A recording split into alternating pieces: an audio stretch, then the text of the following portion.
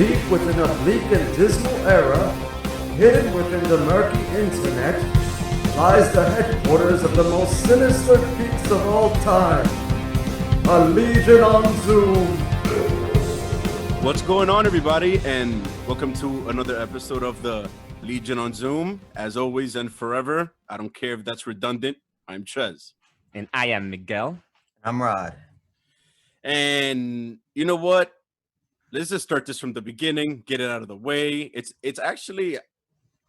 been a while since we've brought the topic, but we have no choice because they're throwing the kitchen sink, apparently.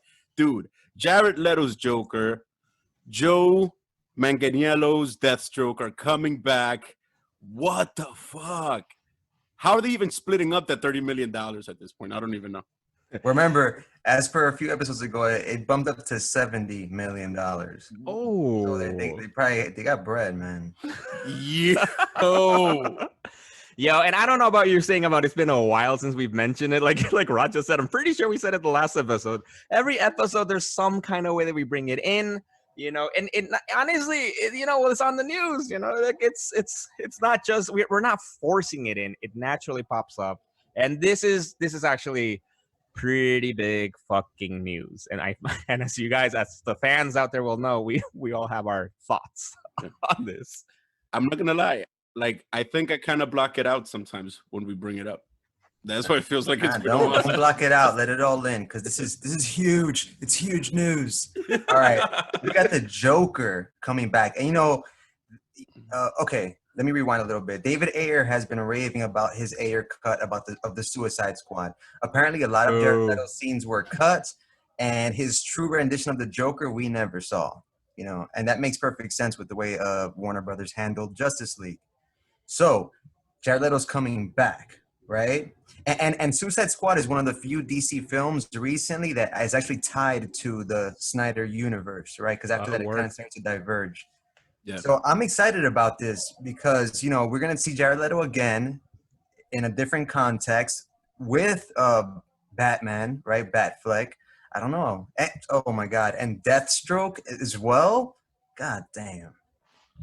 I think, yeah. All right. So there's so much there to unpack. First of all, I'm just going to go with Joe Manganiello. First of all, that's dope. I'm excited. And because also for me, I'm like, is he really back? Like, was he really there? Like, do fucking after credit scenes count that much? It's like he was on screen for like a few minutes. Regardless of that, I am excited. I love the dude. I think he's a fantastic actor. I fell for him when we saw him in How I Met Your Mother.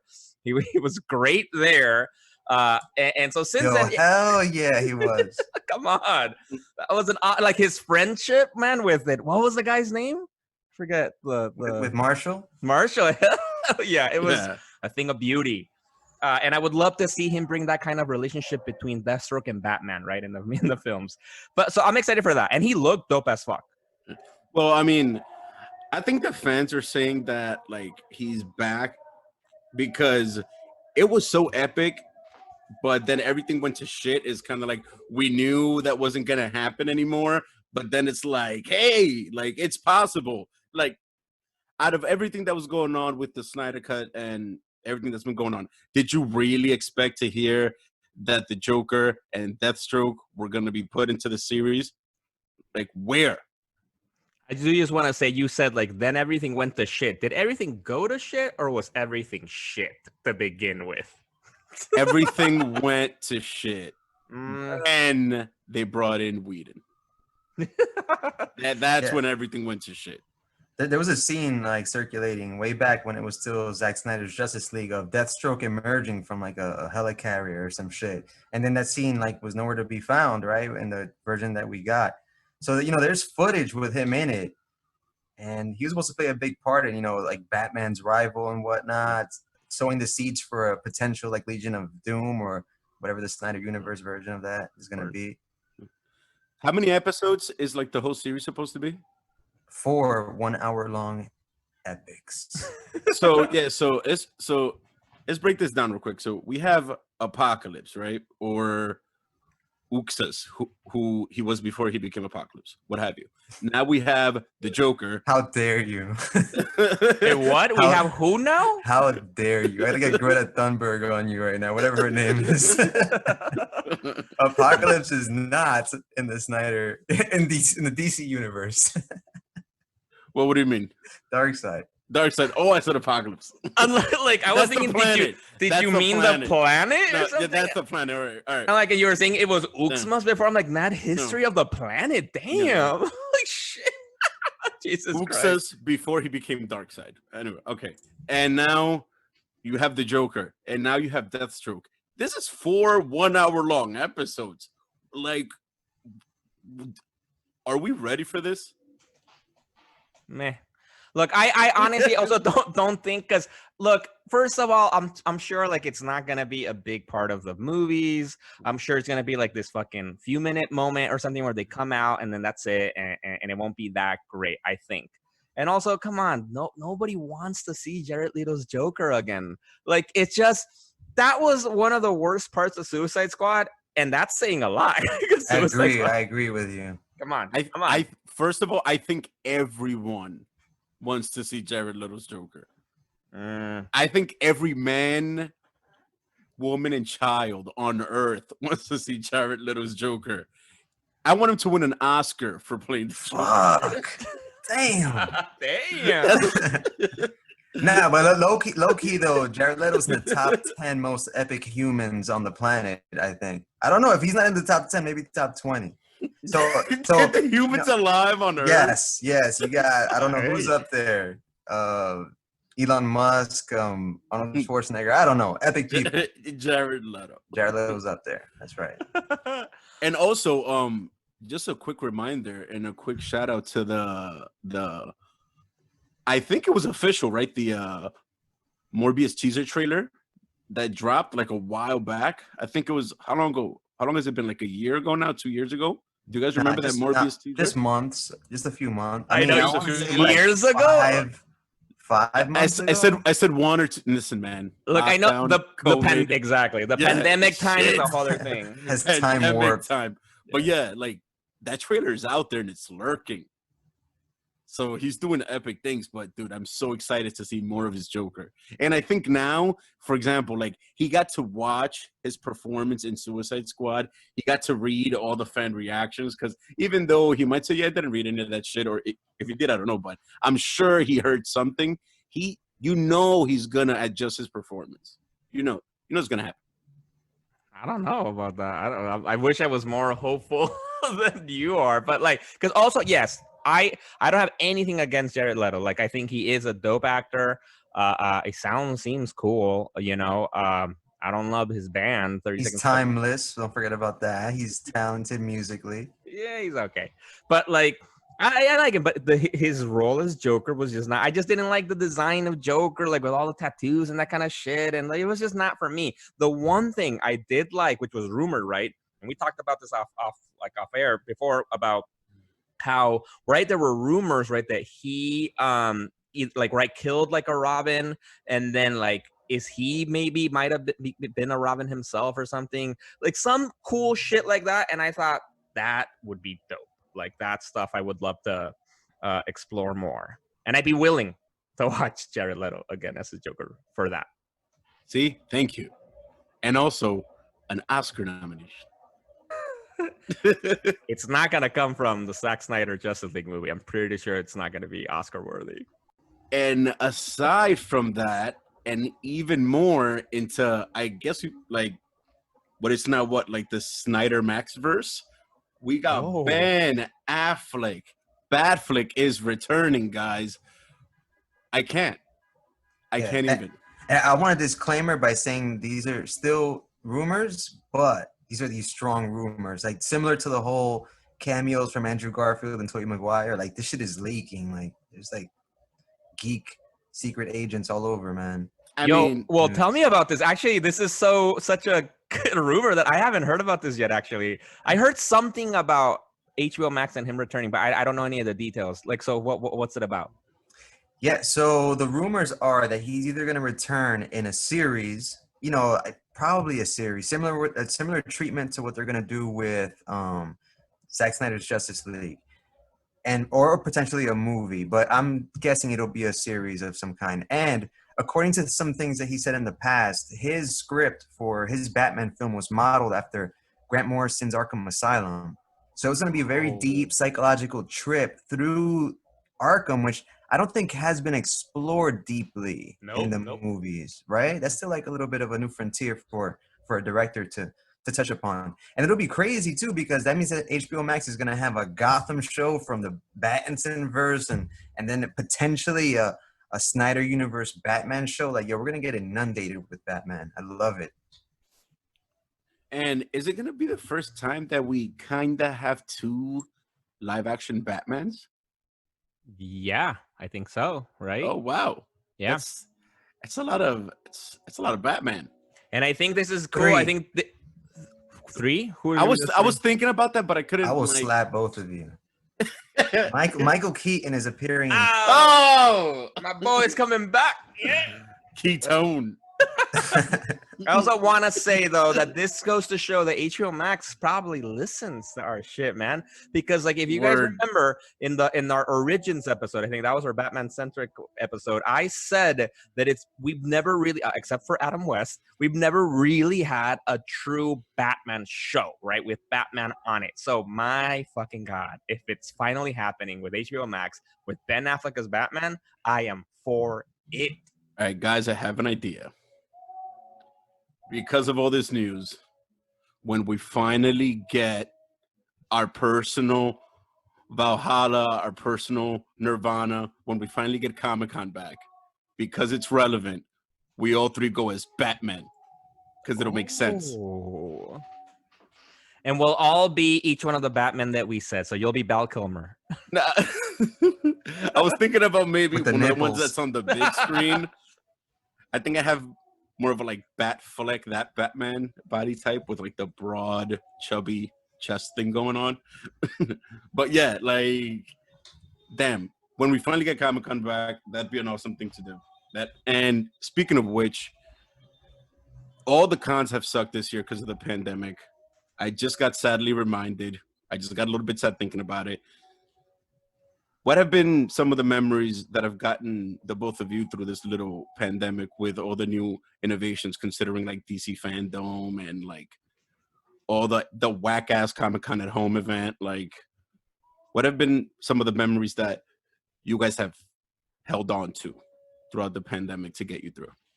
Well, I think first of all, because I think some of the memories have been thanks to like fucking Facebook and Instagram reminding me, right, that around this time, right, within within these last couple of weeks, we've all had beautiful memories at New York City Comic Con that we've been reminded of that now, well, it came and went. Like they did some kind of metaverse thing, another online thing that actually I didn't really follow and I didn't see much news about it. So whatever. But man, those times we've been to New York City Comic Con were good. How often have you guys gone? I think you guys have gone more than me. Well, I've only been there once, but it was amazing. However, it was I think I went on a Sunday and I went as a really low budget Deathstroke, and it was a great time. However, I did have a really good paintball mask, but I had some bad body armor on, but my girlfriend helped me make all my weapons, like I would say the night before, and she did an awesome job. But overall, it was a great experience. She went dressed as Huntress, I believe, and her costume was self-made. She did an awesome job with that. And overall, I loved it. I got to hold some Holy Grail comic books. I think I held the Amazing Fantasy where Spider-Man has his first appearance in one of the like plastic cases. I forgot which number it was, but like I actually got to hold that. And I remember a really big crowd though. That's one thing. I felt really inconvenienced. Like I was in awe because it was my first time, but then I remember a lot of thinking the whole time, how the hell do people do this every year?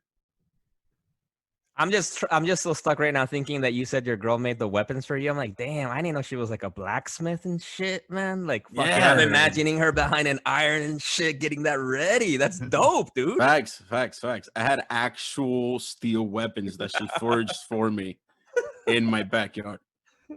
Yeah, we Thanks. can't have a Comic Con conversation without talking about cosplay, right? Because that's like Yeah, we're- everything now.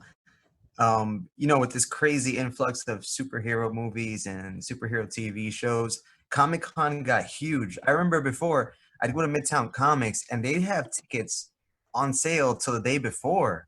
Like, hey guys, and they put them on, I don't know, they'll put them on like discount or whatever. But then it became this thing where if you're not on your computer at 8 in the morning yeah. on some type of, what do you call it, queue, waiting on your turn to buy, it's maddening now. And then when you get there, like you said, so many people, and then the culture of cosplay just took off. People have created. I saw a guy with a 3D printed Batfleck armor on. I'm like, shit, dude. Jesus. You print each piece and you put it together. It's insane. And don't even start on the Iron Man cosplays now. People are getting into like actual, programming and technology and all these effects on the costume. And it's getting crazy. But yeah, I got into the cosplay thing. I feel like, as you get older, Halloween becomes less relevant, but we still get to dress up for a Comic Con and you're Hell not yeah. crazy, right? Because everyone else is dressed as a character. Like, I remember that's one of the things that I've loved the most about Comic Con here in New York City, right? Where when we've gone and we take, the train, we were on the subway going and coming back, and then just like immediately you see, because it's like it's always like a couple of weeks before Halloween, right? And so when you immediately see other people dressed too, like in cosplay, and like that look, like, I know where you're going, or I know where you're coming from. What's up? Like, that's dope, like, and that kind of community that you get. Like that. I love that. And especially then being there at Comic-Con, exactly. Like I remember, like, it's just so cool. Like everybody complimenting people's, cosplays and that kind of shit. Like, and feeling like, you're part of this cool community. Like, everybody is pretty dope. Yeah. The one thing that I can't wait to actually have another shot at, because I know I could have done more of it, is buying random bullshit. Like there was just so much shit to buy. And yeah, we have like stuff like Amazon where you can pretty much search anything, but it's like you're in a maze of cool shit. And oddly enough, it's, from what I remember, it's all pretty cheap too. Like it was just so many awesome tidbits and just like small paraphernalia and stuff like that just from all over the place, that especially, what are they called, the Funko Pops? So many of those that I wanted, but I was like, you know what, I'll leave it for another time. But I didn't know that we'd be facing the apocalypse. Yeah, I've tried to hold back. I've been a lifetime collector of random bullshit, whether it be statues, action figures, or comic books. So at Comic Con, I started to chill. I'm like, no. Let me not just go crazy and buy shit and just, accumulate more junk. So I think starting in about 2017, I became curated about not only the experience, right? Like visiting specific panels. Shout out to Miguel for organizing that shit. And also figuring out what I want to get. So 2017 I think it's that year. I have to double check, but 2017 might be my favorite year because I got to meet the artist behind the Nightwing run that made me a diehard DC comic book fan. I think it all started with that comic because back in 1997 or 98, I'd go to the comic book store for 2 books, Nightwing and Fantastic Four. That's it. And then I walk out. And then, with the The Nightwing, man with purpose right there. I know. That's it. That's Nothing it? else. I don't pay. I I just don't give a walk. fuck. I just keep walking. These are my books. So Extreme ownership. Like you walk in and they have the staff pick of the week and you go, fuck that shit. If it's not Nightwing or Fantastic Four, I don't care about your pick of the week. Bro, I'd get pissed if either of those books were sold out. Like go to the front desk and complain. But yeah, so that's a Scott McDaniel. Him and Chuck Dixon, they're the creators of Nightwing's first solo series, which has been running ever since, right? Just with renumberings and things like that. But to me, they'll always be the greatest creative team. Probably it's partially nostalgia, and the artwork just blew me away. His style. So I got to meet him. I got some original artwork from him too, and you know, I got him to sign my Nightwing #1 issue, which was also dope. So yeah, and that year was when we did the Netflix theme. So it was like Hell Punisher there and Matt Murdock. Yeah, and I remember like with that, I thought like one of the coolest things about that, because that was so fucking dope, man. Like I remember I was with you in it, and it was like it's a memorable moment for me, you know. And I'm not even that passionate about Nightwing, and then just when you met him, and then like you got fucking an original art from him made like right there, right? Like he started working on it, and then we went to go see other panels and shit, and then you know we picked it up either that day or was it the next day? I don't even remember now. But like that was fucking dope. And also like, weren't you messaging with him on Facebook or something like before or after? His mom added me on Facebook and sends me lovely emojis.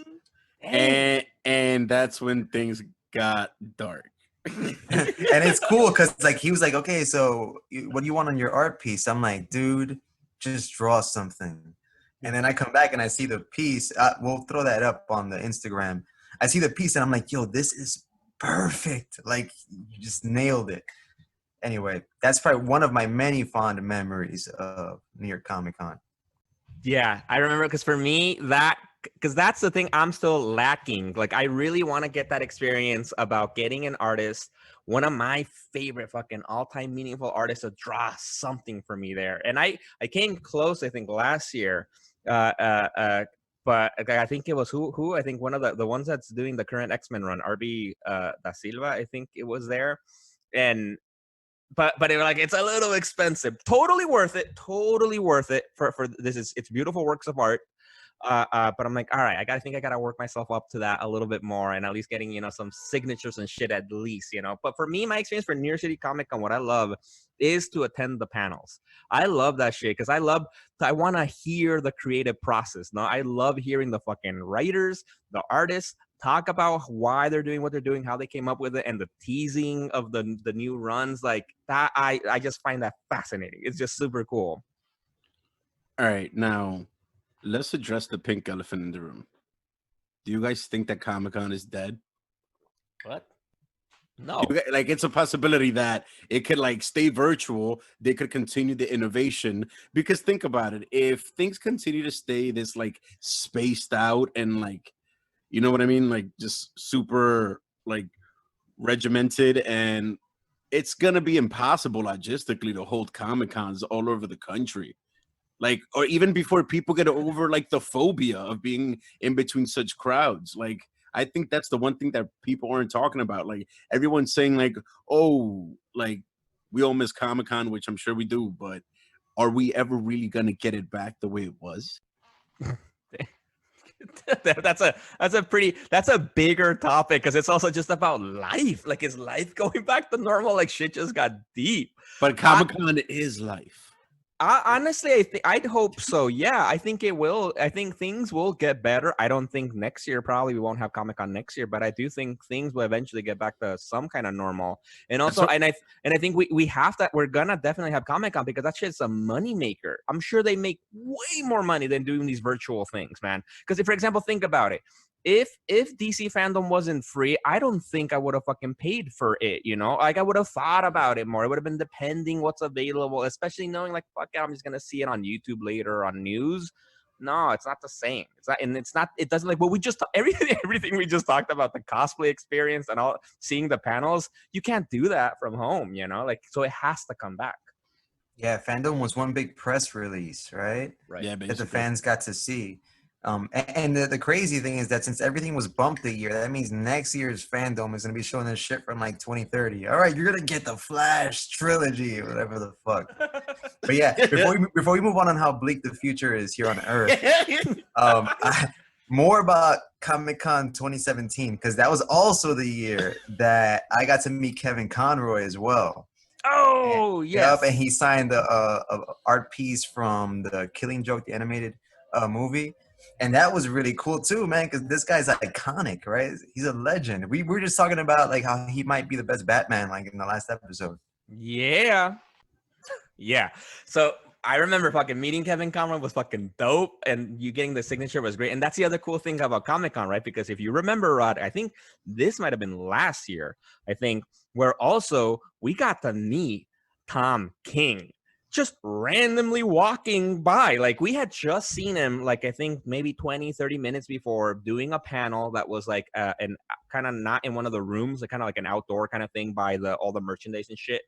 And it was a cool panel. You know, I mean, it was just basically him being interviewed, I think, by Sci-Fi. And then afterwards, like, we're looking for shirts and shit. And all of a sudden, we just see Tom King looking for a shirt himself. And we're like, wait, holy shit. Like, and he was super cool. He was super nice. Like, he just, like, we, like, said hi. He said hi back. We're like, we're big fans. He's like, thank you very much. And we took a photo with him, a couple selfies, actually, with him. And like, like, so cool. Yeah, and we were upset that year because there was no Batman panel, right? Because the year before, I think we saw Scott Snyder do a panel, and then we're expecting Tom King to have a Batman panel, but whatever. Then even better, we just saw him like buying a T-shirt and shit. And and Tom King, man, I'm reading right now the City of Bane, right? That's his final arc on the book.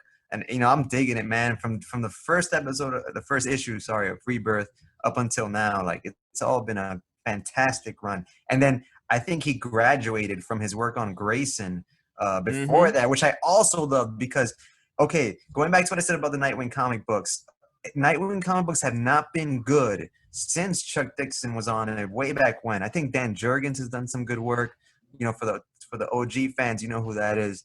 But yeah, I don't know, he's been relegated to like a C-list almost in terms of creative talent. Damn. Yeah. But then, Tom King came in with this Grayson book, which takes place after Forever Evil, right? Where Nightwing gets exposed as Dick Grayson. He has to become this secret agent or some bullshit like that. For Spiral, right? Spiral, yeah. And I'm like, yo, the character in Nightwing is not in the book because he gets rid of that persona. That persona dies or some shit. I don't know. Right, because he fakes his death, right? Something like right. that? Yeah, so that, his exposure won't compromise the Bat family, right? I don't know what kind of like... Yeah, I don't know. I don't know if they worked that, but that was Jeff Johns, though. Shout out to Jeff Johns. He wrote the Forever Evil. Yeah. And quick preview, we have it depends how they see in these episodes, or how they listen to these episodes, but that's the next Halloween themed episode is going to be Forever Evil. So I have a question for the both of you, since I've only been to Comic-Con once and you guys have been to like a bunch of them. For each of you, because I'm sure it's not the same. What is your most mind-blowing moment of Comic-Con? Damn. Like the moment that you just were like, what? Like, it felt surreal. Honestly, I think for me, it was what Rod was saying, that Batman panel that we saw those 2 years ago. I think that was. For me, that was fucking dope because it had Scott Snyder, right? I think it had James Tynion IV, and then did it have Frank Miller, or was this last year a separate thing with him? I don't even remember that. Rod? I don't think that was a Bat panel. No, but right? we did see Frank Miller. We did see it in the separate one, yeah. But the Scott Snyder, James Tynion one, I thought that was just so cool. I don't know. I love hearing because first of all, they just seem so cool, and then I love and also I think Greg Capullo was there too when they were doing that Batman panel. And then just hearing them talk about the way they do their work and like how excited they were about the next things they had that were gonna come up. Like, I don't know, like I loved it. It made me feel like I can trust you guys. Like, you guys are doing it, because at that point, right? Like, Scott Snyder's Batman run was like one of the dopest runs, Batman that I've seen in a while. Obviously now Tom King's run, we can go, talk about that one a lot, which also another great run. But for me, I think that was one of the coolest moments that I felt that I'm like, they're right there. Like, that's awesome. The creators of shit that I read every day, like, it's cool. I think for me, the most mind-blowing moment was when I saw probably 20 Deadpools doing a dance number. I'm like, yo, what the fuck? What?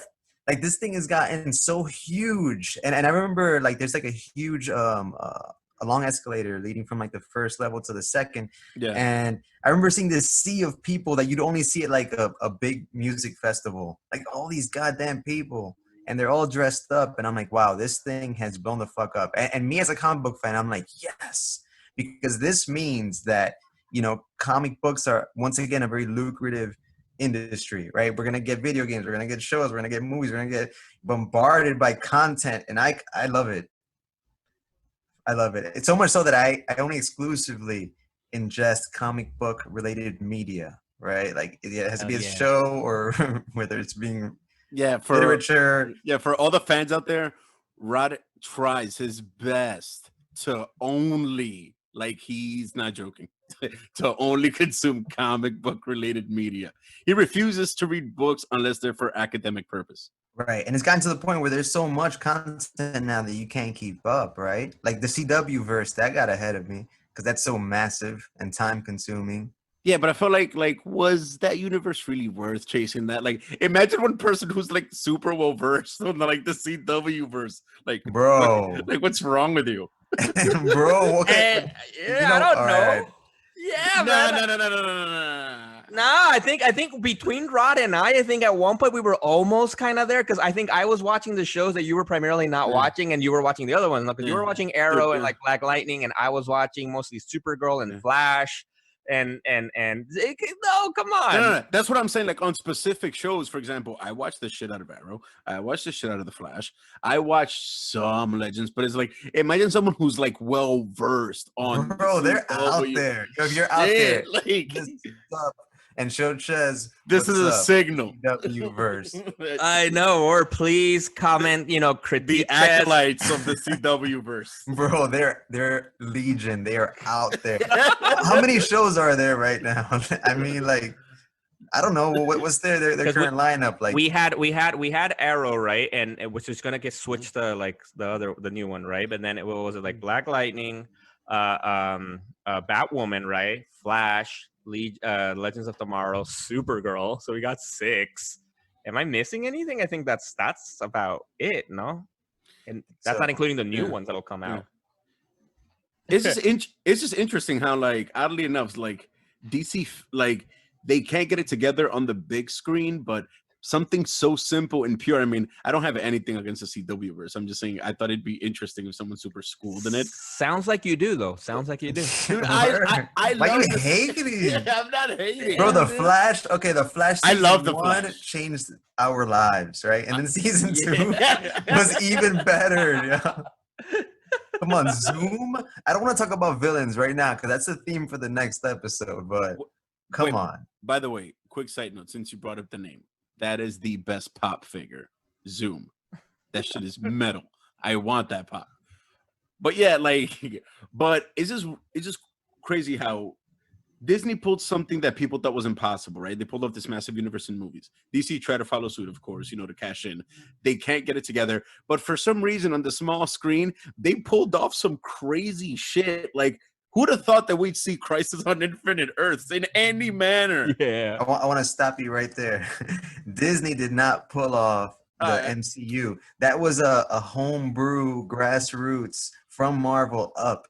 And then, the huge company acquired them. And then exactly. When they were making money, Disney was like, all right, we got you. And then with DC, they didn't have that approach. They've always been under that Warner Brothers umbrella, so they didn't get that same treatment, that grassroots treatment. Executives come in at that point when it's not the creators that are in charge, and then they fuck shit up. Speaking of which, how do you guys think they're gonna explain not having Supergirl in the next crossover since the show being canceled? I just thought about that right now. No, I saw in the news saying that she's still going to appear probably in other shows and stuff, but oh wow. Yeah, so maybe just for the crossovers or something, they'll probably have her there or something. But like they for example, they used to do, like, it's the good thing about the CW, right? The Arrowverse is that it's cheesy, right? And they can pretty much do anything they want. And for the other, since Supergirl's been around and when they had the any crossover, everybody was like, where's Superman, right? And they always had some random, like, oh, he's off world, or he's doing I hate that line. They use that shit in, like, across all universes, no matter the country, like the company, DC, Marvel, like, oh, we're so and so, he's off world. Fuck you. Fuck off world. I hate that. It's such a, what's it called, Deus Ex Machina or some shit like that, like some shit that they just like use as like to like flick shit away. Well, that's a little different. The Deus Ex Yeah. Machina it's a plot Deus. device. Yeah, Yeah. Deus. Yeah, that's to Okay. move the plot forward. This is just like a random like thing. Just A dismissal, like he's off world. it's like hand wavy things. Like he's off world. You know, like a Jedi mind trick. This is not the Superman you're worried about. You're thinking about. Jedi mind. And they eventually delivered, right? And Yeah. then last season on Batwoman, they delivered us a version of Bruce Wayne in the form of a plastic surgery Tommy Elliott. Yes. Yeah. And for the fans that don't know, Tommy Elliott is like a childhood friend of Bruce Wayne's. And then, okay, I haven't read Hush in a while, but I'm going to try to explain this as best as I can remember. Tommy wanted his parents to die so he can inherit the fortune. He's like the opposite. He's like the bizarro Bruce Wayne. Yeah, I was about to say that. He manufactures a car accident. His parents survive because Thomas Wayne, the surgeon, saves them, and now he hates the Waynes because they denied him the glory of murdering his parents. I don't know. I don't remember exactly, but point is that he's a childhood friend of Bruce Wayne's. He pops up in this storyline, Batman Hush, which is one of the best Batman stories, especially if you're new to comics and new to Batman comics. Batman Hush by Jeff Loeb and the legendary Jim Lee, right? Yeah. So apparently, and at one point, since Hush is also a kind of surgeon, he I don't know, to mess with Bruce Wayne's world, he does plastic surgery and becomes Bruce Wayne in the comic books. That was written by Paul Dini in the Heart of Hush comic book, which is the direct sequel to Batman Hush for the hardcore fanboys. Forget all the Hush stories that happened in between. He wasn't handled properly. Then Paul Dini came in and righted that ship by doing this whole plastic surgery thing. Damn, that was some impressive Batman Hush knowledge. That's dope. Like I knew a little bit. I knew the main Hush story, but I didn't know like the sequels. But in the proper sequels, good, dope, man. Good, cool. Yeah, he does like an open heart surgery on Selena Kyle or some shit. It's a good story. You guys should check it out. What? Yeah, that escalated very quickly. I did want to then, I'm glad you brought up Batman stories again, and as seminal Batman stories. I wanted to kind of bring it back to our moments from New York City Comic Con to something current. We'll see if you guys want to talk about it. This is actually something I've been dying to talk and get your guys' thoughts, right? Because we met Tom King, right? Amazing run he did in Batman. It ended not that long ago. The City of Bane story, right? Which is this epic fucking story. That he had a lot of different basically storylines throughout his run, which was almost 2 years, I think, run, or a little bit more probably. And fantastic, like 3 years. Like it was fantastic. Like such good stuff, and it all builds up. It's all one fucking long story that leads to, and then although he's no longer writing Batman, he's writing which is gonna be like his true conclusion to his Batman story, which is gonna be the Batman Catwoman book, which I'm excited about too.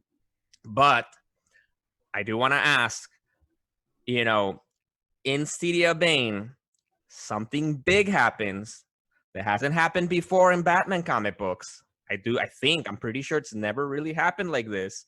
That I wasn't too happy about. That if I had the ability to go back in time, I would grab Tom King and kind of be like, yo, what the fuck, dude? What's up? What's good? Now the question is, can we share this? Because I know Rod doesn't like spoilers. Do it. This came out a while ago. Do it. I think it's 6 months.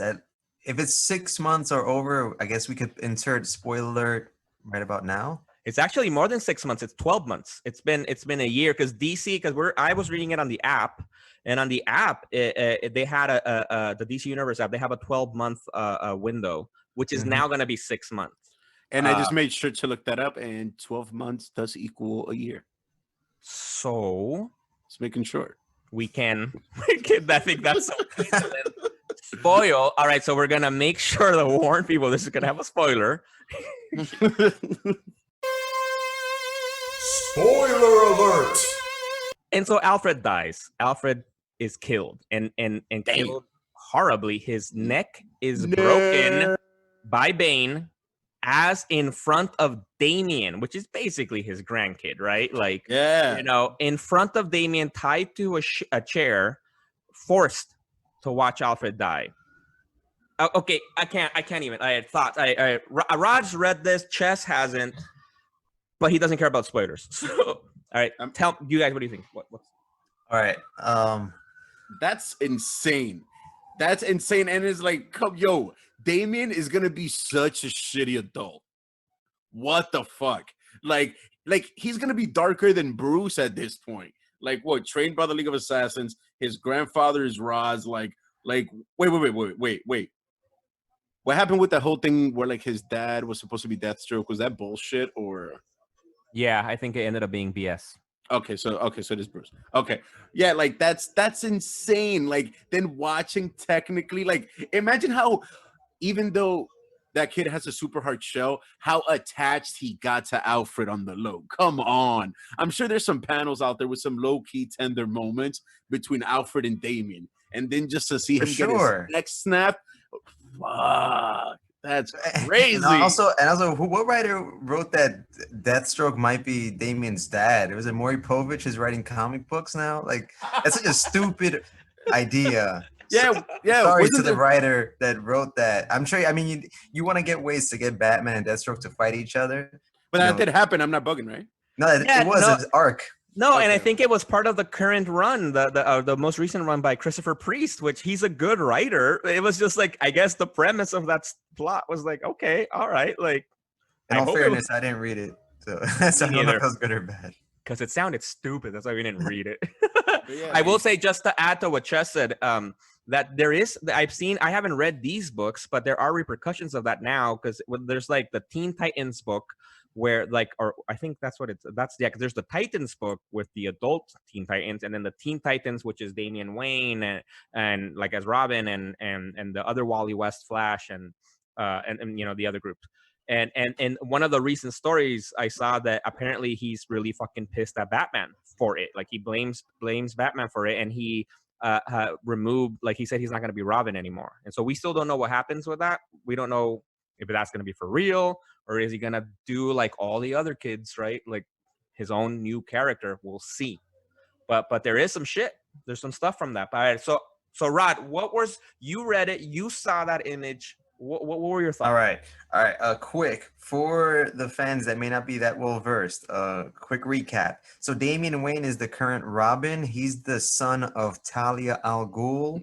For the movie fans, she was in Dark Knight Rises, and Bruce Wayne. And then, you know, Bruce may not have known of his existence till he was about like 10 or 9 or something. Then he met him. He's, you know, out of control. He's like Chet said, born and bred by the League of Assassins, and now, you know, he's Robin. He gained a family. He gained big brothers in the form of Dick Grayson, Jason Todd, etc. And I believe, just quick shout out, because I believe created by by Grant Morrison and I think Frank Quietly, right, together in their epic Batman run. Kubert, right? Andy or Adam. I never remember which one is which, but that was at the beginning of Grant Morrison's Batman run. Yes, you're right. My bad. And I just want to say, if Rod was a member of the Legion of Superheroes, his name would be Recap. That's right. Not bad. So, okay, and a little bit of context. Why is Bane snapping, you know, Alfred's poor neck? Like, why is he killing an elderly man like this in front of his grandchild? Why is he being brutalized? So, shout out to Bane. In this, I don't know, in this scenario, it's been a lot of Tom King books, so I kind of got to recap, but his central theme has been Bruce versus Bane, right? Like, that's the central villain of his whole arc. But he's also accompanied by, in this most recent issue, which is a year old, whatever, where Alfred bites the dust, by Thomas Wayne. And also for the fans, this is the Thomas Wayne from Flashpoint, where the Flash goes back and fucks with time, comes back, and now Thomas Wayne is Batman, and he has like 2 9mm or whatever, 2 Desert Eagles. I don't know what kind of guns he has. But he's more similar to like the Red Hood in that regard. Thomas Wayne guy, heat.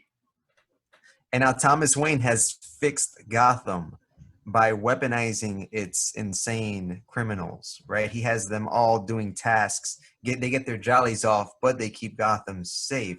And, you know, Thomas Wayne is like, I figured it out, Bruce. Go retire with your woman, because Tom King also, you know, he really hitched more than any other writer before him, Selena Kyle and Bruce Wayne.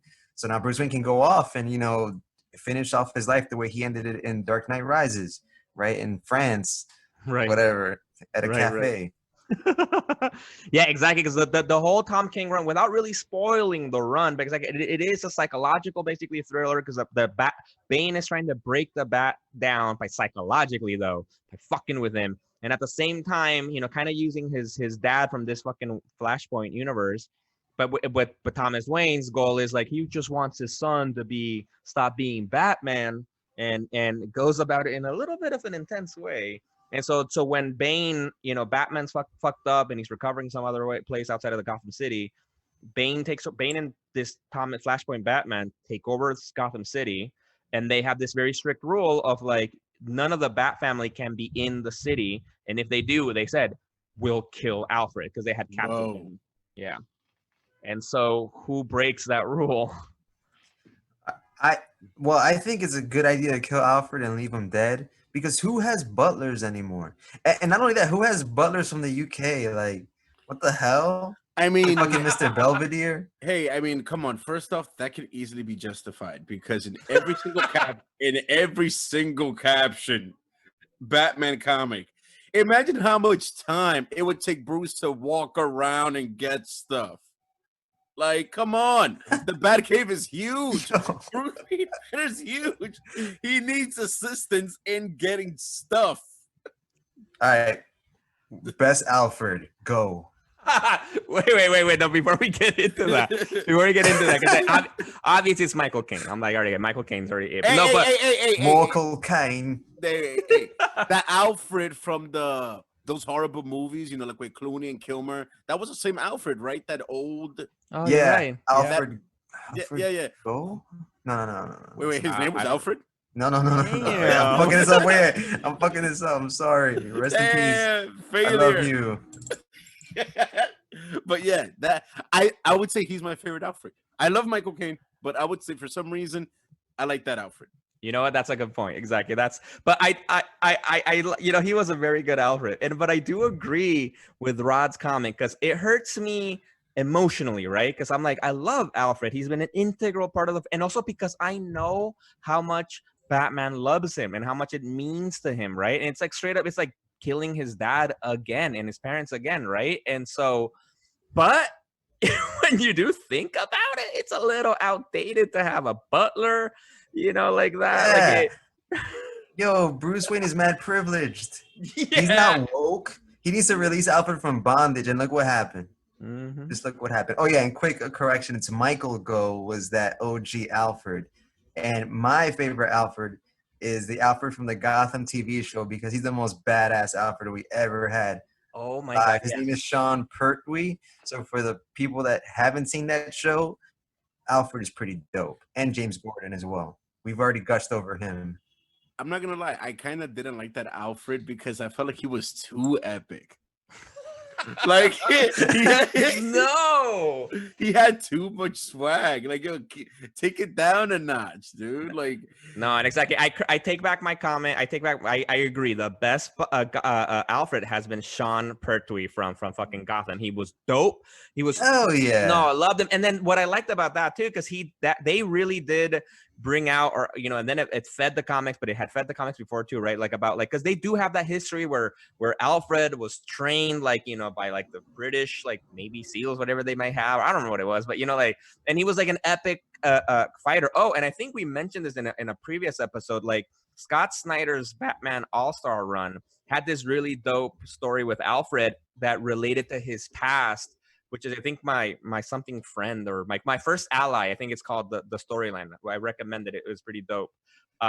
And so that was cool. Like I like that, but I feel like you're right. It's kind of weird. Like it's cool that they have this whole other badass side to Alfred, right? That he's a fighter. He can really that also explains how he's been alive helping Batman for so long, right? Because if it was the dude from the first Batman films, right? What was his name again? Something Go. Michael. If it was Michael Go, like he would die like that, right? Like like the moment the Joker comes into the Batcave or something, anybody like he's done for, right? So I get Heart attack. Yeah. I mean, he did kind of face down the Joker as the Riddler in Jim Carrey. So I mean, kind of close. Kind of close. You're right. You're right. But yeah, it's a little outdated to have a butler. But like, I feel like, I don't know, instead of killing him, like write it, I don't know, into something else, or have him go epically away. Nah, Or something. have Bane snap his neck, and I'm pretty sure that was paying homage to when Bane breaks Batman's back in the story Nightfall, which is one of the most iconic fucking panels in comic book history.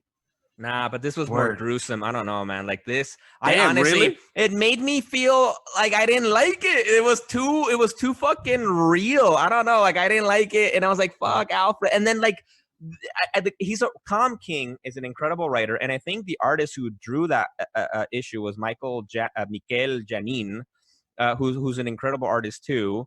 And it's just like, because it's towards the end, and like, you're in it, man. Like, you feel it. You're like really fucking in the story. And then when you see that fucking moment happen, it's like, I'm in Damian Wayne's shoes. It's no. Yo, I feel like Bruce, I think, should just take the entire Bat family, just move out of Gotham, and let that shit implode. Straight up. Like, man, but it's his city, though. It's his lifeblood. Nah, man. Take it back to No Man's Land and Cataclysm. Just, oh, man. Like, that's wild. Yo, how that's did we insane. even diverge into like a deep Batman comic conversation? It was from Comic-Con and then went here? Yeah, no, because New York City Comic Con, we talked about Nightwing, we talked about the Batman panel, we talked about Tom King. Like, New York City Comic Con's been good for us Batman fans, you know? Like, no. And so, but then Tom King did this to us, you know? So, but I guess are we in an agreement, sort of? I guess that we're okay with this turn of events? Like, and so, Rod, you don't want him to come back, right? Then, Chez, what do you think? Alfred? Nah, you know what? The way I see it, necessity is the mother of invention and shit. So, come up with a new assistant for Batman in some way, shape, and form. Maybe like that could be a better way for them to. Damn, you know what? No, I'm not gonna say it. Never mind. That'd be stupid. You kind of have to say it now. Damn it! All right, fine. God. # don't cancel Chez. Oh my God! No, don't say that. Not do it. No, I was gonna say it's kind of like this would be a cool way maybe for the Signal to play a bigger role in the Bat family, but it's like swap him as a helper for Batman. Oh my God! No. I just like to say, Chess. No, Chess's comments do not represent the ideals and beliefs of the Legion on Zoom. Damn. No. That is that's not what I meant. Okay. You meant because you love the character. Yes. And you to shine more and yes. Okay. Cancel. No, I think for a man who believes he's the epitome of manliness and everything, come on, man, do your own fucking wash your own underwear, make your own soup. All right. Amidst your own baths. Amidst the crime fighting and the brooding, he has to brood to be effective. I don't know, man. Exactly. Nah, come on. Or I don't know. I don't know. But like, I mean, like being Batman. Batman is not a one-man operation. Pull a Tony Stark and make Alfred what is it? An AI. Yeah. And you know what? I'll take it back. Which has happened in the comics. Yeah. It happened in the one. What? The best Alfred is the one from the Snyderverse. What's his name? Jeremy Irons. Jeremy Irons. Jeremy Irons. / Ozymandias. I beat you till you saying it incorrectly. Jeffrey Irons. Jesus Christ. No, he's awesome. He's awesome. I want to see more of I would say, because like I don't know, I feel like with him and Batflick, I feel like Batman is them. You know what I mean? As opposed to like Batman is just Bruce Wayne, I feel like Batman is Bruce and that Alfred. Like they make up Batman. Because I feel like he works more with Bruce than the other versions of Alfred. Oh yeah, that's you know what I mean? Alfred. Right, exactly. Right. Yeah. Like they are Batman. As opposed to like it's just Bruce Wayne. You know what? He's he's my favorite Alfred. # don't cancel Chat. Too late, dude. It's happening. It's all right. You can't take that back. No, but like I did want to say, like, the AI thing. That's a cool idea because that happened in the dark multiverse storyline, the first one, right? where they have one of the evil versions of Batman was that happened, right? That Alfred got killed. He made this AI. I think that's how it was, right? Or the other way around. And then the AI was like fucking crazy or something, and combined himself with Batman. It was some weird fucking. It's like some a brother eye weirdo. I don't remember. That's like 3 years old. That story. And the reason why I don't think they would go AI is because hello, Jarvis. Like, no, it'd be weird to have Alfred as an AI. That'd be a Jarvis ripoff. Well, right. I guess a Jarvis, because that's also actually true. Because that's Jarvis in the movies, right? Because in the comic books, Jarvis is an actual butler. Yeah, he's a clone of Alfred.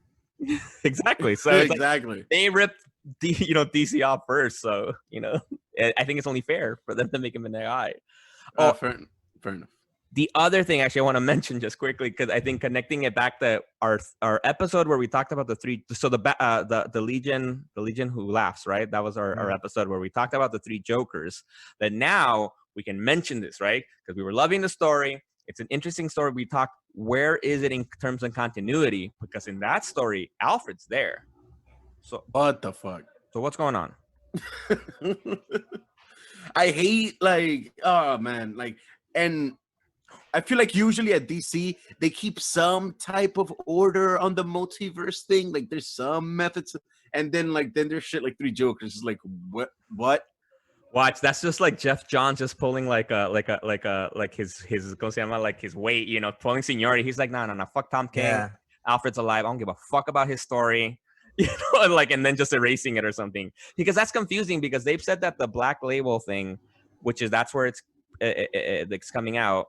It said it's not continuity wise, but I think I've read interviews where Jeff Johns said and Jason Fabok have said that it is in continuity. So now I'm fucking confused.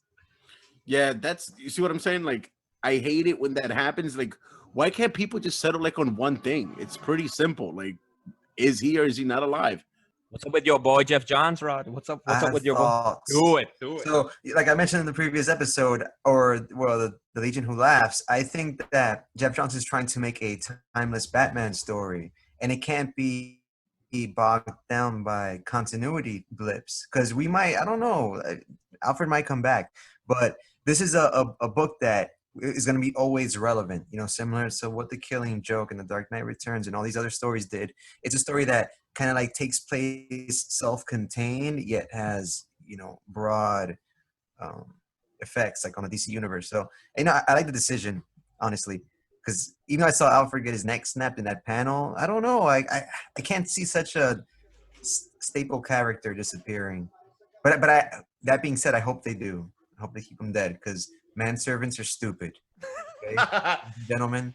He wasn't a manservant. He was in this an absolutely necessary part of the team. If he's Jeremy Irons. And a manservant too. He was both though. He was also a butler. He was still getting him his tea and making his food and for him, and whatever was his favorite fucking meal and shit like that. And fuck Bruce too for just being mad brooding and not eating fucking the finger sandwiches that Alfred would bring him and shit. I remember panels where he would legit comment on that, that he left the food cold. Yo, fuck Batman sometimes, yo. That's crazy. How does one even become a butler? And especially with the training he had, right? He's this badass fighter, right? Working and then he's you know what? Nah, I'm good. I'm gonna go be a butler, for this rich fucking white boy, and then take care of his every needs. Wait, how that happen? I mean, in my opinion, and I'm sure I'm wrong, because I'm pretty sure that's explained, in some panel somewhere. Papa Wayne hired Alfred as a personal bodyguard for the Wayne family. He paid him probably some insane sum of money, gave him a part of the estate, and told him, listen, protect us, do or die. This is a blood pact. You're our personal sentinel for life. And if we pass, you're Bruce's guardian. Yeah, it's probably pre-discussed. And he was can't get a better gig than this. It's a doctor. And weren't they both doctors? They were, right? I think so, right? Yeah. Both of his parents? Yeah. I don't remember. Okay, well, yeah. He's hey, I know the Scott Snyder explores his mom. No, I think the mom was an engineer or something, an architect or something like that. I think she helped design building. I don't know. I don't know. I could be wrong. But they were both like badasses from the Wayne Foundation. Exactly. Yeah. So he was like, "Yeah, of course I'll take the gig." That's how I think that went down, because that kind of would explain his dedication. I guess. Yeah. Aside There's many different stories, exactly, and they've all tried to touch upon this. I think what this is all is saying is that we all need to watch the Pennyworth series to find out like the real history of Pennyworth. Yeah, right. They got a season 2. Like, I don't know what the hell's going on with that show. That's such a left field show. It'll be Batman, but I don't know if I love that much. Yeah, and if I feel like it's gonna be similar to like the Agent Carter show, right? Which was like, all right, like I like Agent Carter. I don't have that much to explore a show about her past, you know. Right. It's like, hey, instead of Alfred's past, how about maybe kind of like a miniseries about the different villains in Gotham? That'd be pretty cool. You know what I mean? Where they kind of do like an American Horror Story type concept where every season is about a villain.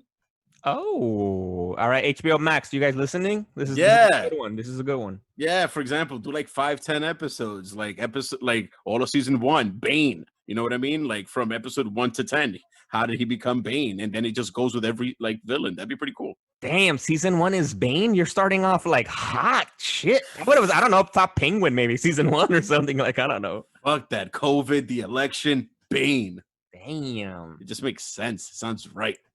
Get on the ball, HBO Max. The fudge. So yeah, one of the big appeals of New York Comic Con has been meeting the creators behind all these things we love to talk about and read and do. Yeah, it's, you know, I hope it comes back. I hope the future is not bleak, but I think gatherings of that density, that probably won't come back for a while, right? Like concerts and conventions, that's like at the tail end of whatever recovery plan for the US, if there is a plan. God damn it. I don't want to get political here, but yeah, but there's no plan right now. Get out there and vote, ladies and gentlemen. Oh, hell yeah. Vote.